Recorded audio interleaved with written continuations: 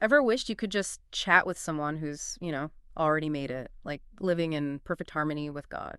You mean like having a direct line? Exactly. That's kind of the idea behind praying with saints, right?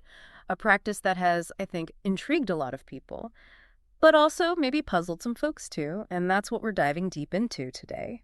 It's a fascinating topic for Yeah. sure, because it gets into how different parts of Christianity Mm-hmm. view, well, life and death and even the church itself. So, for this deep dive, we're looking at an article by someone who converted to Orthodox Christianity. Okay.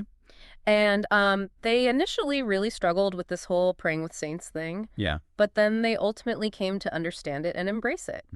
And it's a journey I think a lot of our listeners might connect with. Oh, absolutely. It's a journey a lot of people raised in different Christian traditions, well, they stumble upon this practice Yeah. and they kind of find it, I don't know, foreign at first. Yeah. What's really interesting about this article is how the author describes that initial discomfort. They even talk about feeling out of place and then how their understanding changed over time. It's like learning a new language almost, right? There are all these unfamiliar terms and customs, Mm-hmm. and it takes a while to really get it. Right. One of the first things that really jumped out at me in this article was this idea that a lot of early Christians, they actually believed in earthly immortality, Mm. which is pretty wild when you think about it. It is a striking concept. Hmm. I mean, the idea that people would literally never experience physical death, Mm-hmm. it might not line up with how we understand things now, but it really highlights that core Christian belief, Right, right? it's- That death isn't the end. Guys. The soul goes on. Okay. And even our physical bodies, they still matter. They're not just, disposable. Exactly. They're destined for resurrection. And that explains why cremation is often discouraged, I guess, in certain branches of Christianity, right? Exactly. Because it's seen as almost like rejecting that idea of a bodily resurrection. The article really gets into the sacredness of both the body and the soul. We're supposed to care for the body. We're supposed to preserve it. It's all in anticipation of that coming kingdom. It's a physical expression of your faith in the resurrection. Exactly. So how does all of this connect to the idea of saints? Yeah. I mean, they're clearly not walking around on earth. Right. And that's where the Orthodox perspective on sainthood gets really interesting. They believe that everyone in heaven is a saint. Okay. But the ones that we venerate here on earth, they've been specifically revealed to us, often through miracles. Okay, so now we're getting to the good part, right? The miracles. Right. The author talks about saints becoming vessels for God's actions because of their deep connection with him. Yeah. So, I mean, does that mean that only people in monasteries, who have dedicated their entire lives to prayer can reach that level of connection with God? That's actually a common misconception, and the Oh. article does a good job of addressing that. Sainthood, it's not about reaching some kind of superhuman status. So what is it about? It's about aligning your will with God's will.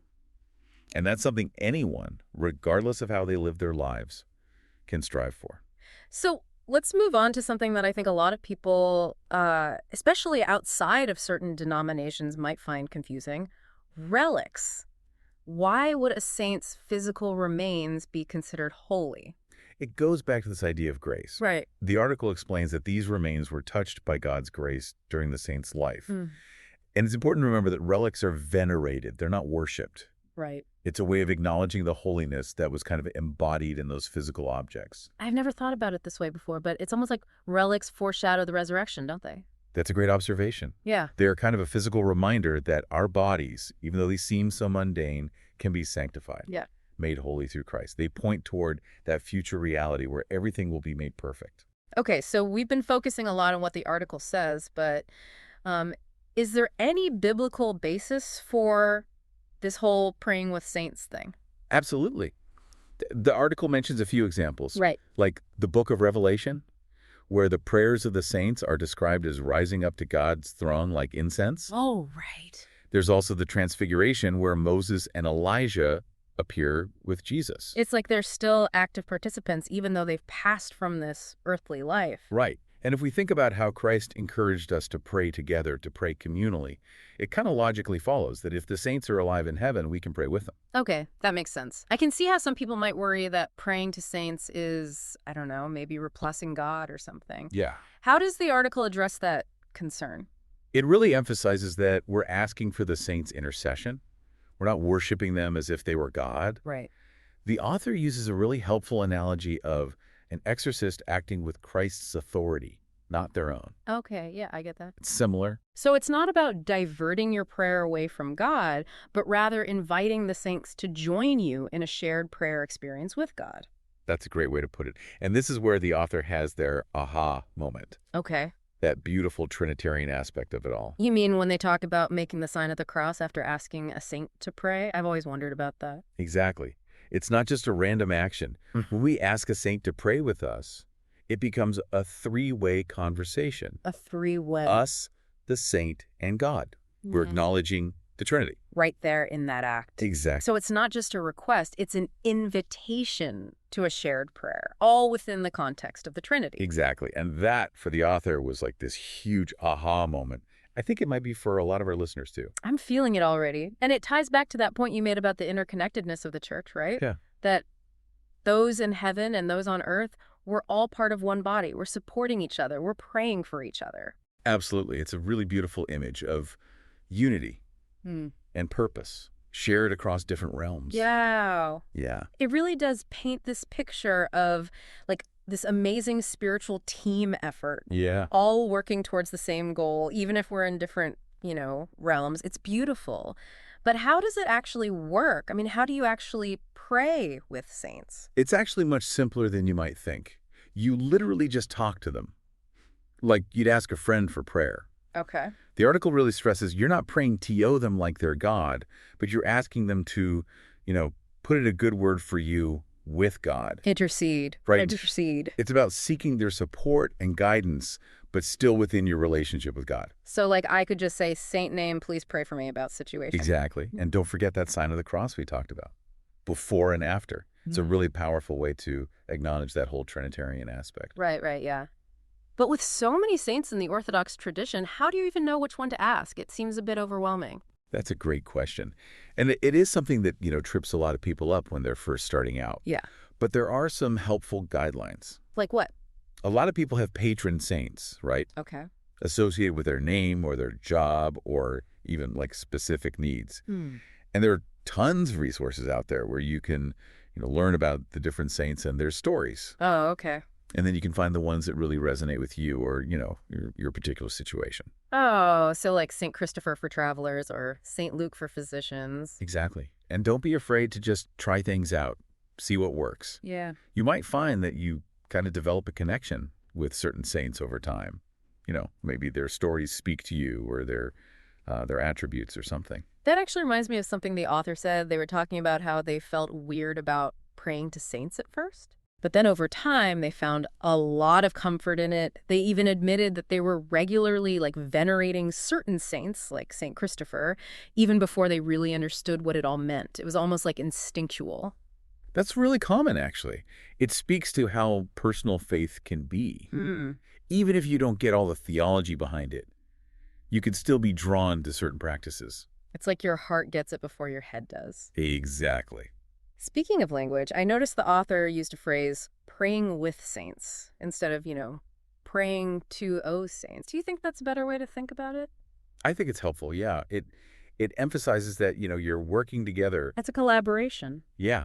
You're not like begging a saint for a favor, but you're inviting them into this shared prayer with God. And that shared prayer actually benefits the saints too, right? It's not just a one-way street. That's what the article suggests, yeah. It talks about how by asking a saint to pray for you, you're actually participating in their ongoing relationship with God, even in heaven. So they're still growing and developing even in the afterlife. That's wild. It is, isn't it? It kind of challenges that traditional idea of heaven as just this static state of being. Right.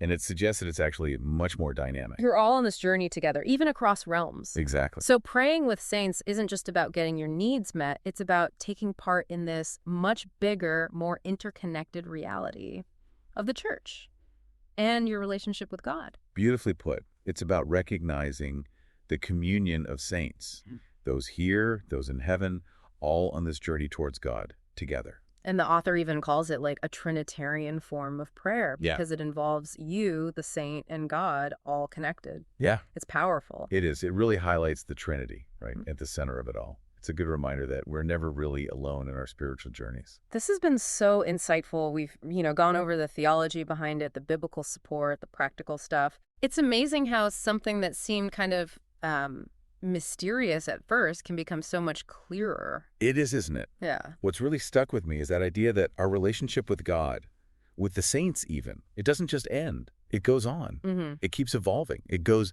beyond this life. It's almost like we're all characters in this like cosmic story playing out across time and, even beyond life and death. And the saints are there, not just as these, figures we venerate, but as active participants, guiding us, supporting us, praying with us. That's a beautiful way to put it.